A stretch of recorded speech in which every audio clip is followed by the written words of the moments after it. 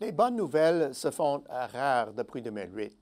Si vous étiez à la recherche d'une potion contre le pessimisme des 8 dernières années, les économies BRICS étaient le remède tout indiqué.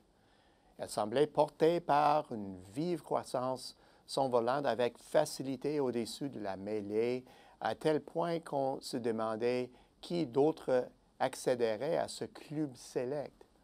Aujourd'hui, la plupart des BRICS traversent des moments plus difficiles. L'ajout de nouveaux membres ne fait pas les manchettes, mais il pourrait susciter plus d'intérêt. En effet, alors que s'intensifie la quête de croissance sous toutes ses formes, les prochains marchés seront à surveiller. L'Indonésie figure depuis toujours sur la liste du décès. Mais cette économie est-elle toujours aussi prometteuse? Pour le savoir, faisons d'abord le point sur la situation des BRICS.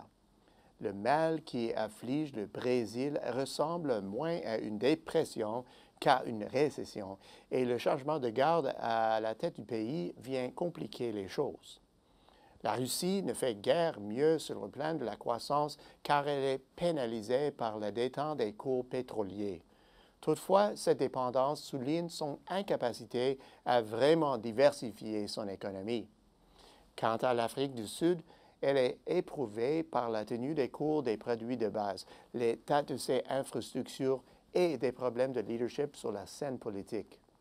La Chine, l'éternel préféré, poursuit sa croissance, mais semble ralentir sans cesse la cadence.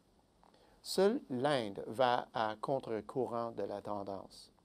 Tout compte fait, le tableau actuel est très loin de celui d'il y a à peine 2 ans. On s'attendrait à ce que les économies en devenir soient en proie au même bouleversement. Pourtant, ce n'est pas le cas de l'Indonésie. Il est vrai que sa croissance n'est pas celle des jours d'avant la récession, mais quel pays ne peut se vanter d'afficher ce genre de performance? Ce qui retient l'attention, c'est que l'économie indonésienne, dans son ensemble, accélère de nouveau. Ce n'était pas le cas de 2009 à 2014, quand le repli incessant de l'activité était à l'ordre du jour. Fait intéressant, cette poussée du dynamisme est alimentée par tous les secteurs de l'économie. La consommation privée, les exportations et les dépenses publiques sont toutes orientées à la hausse. Et les dépenses d'investissement, malgré leur flottement, montrent des signes de vie. La production industrielle, un contributeur à l'essor économique après la récession, semble aujourd'hui connaître une embellie. L'Indonésie est depuis longtemps cette terre de promesses. Forte de 260 millions d'habitants, ce marché se démarque par sa taille, son principal atout selon le Forum économique mondial.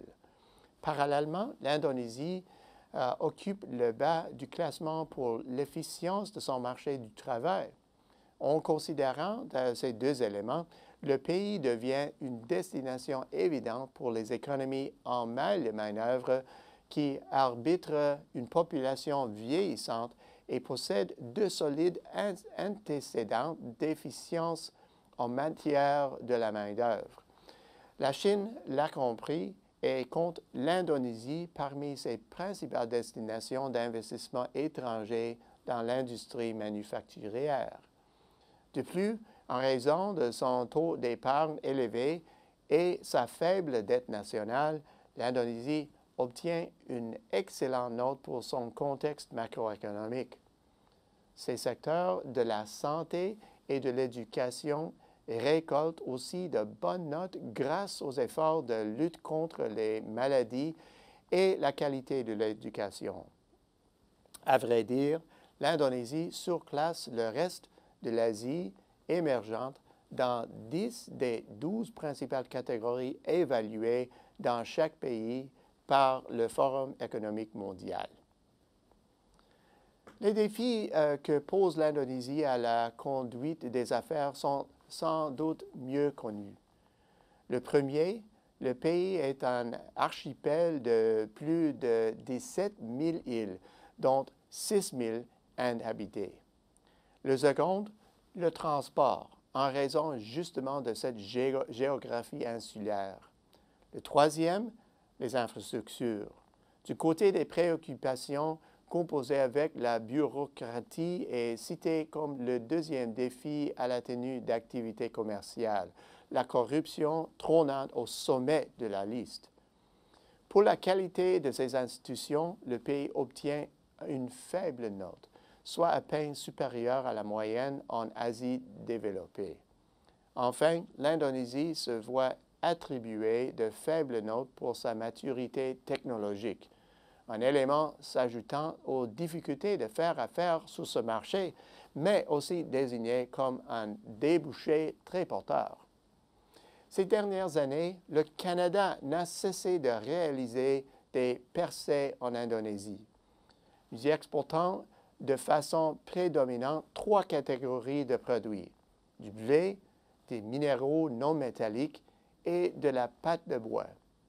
Ces catégories cèdent peu à peu la place à de nouveaux venus en rapide progression, notamment l'aéronautique, la machinerie et l'équipement, ainsi que les aliments transformés.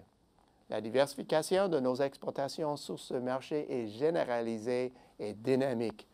Résultat, les investissements canadiens vers l'Indonésie ont dépassé les 4 milliards de dollars.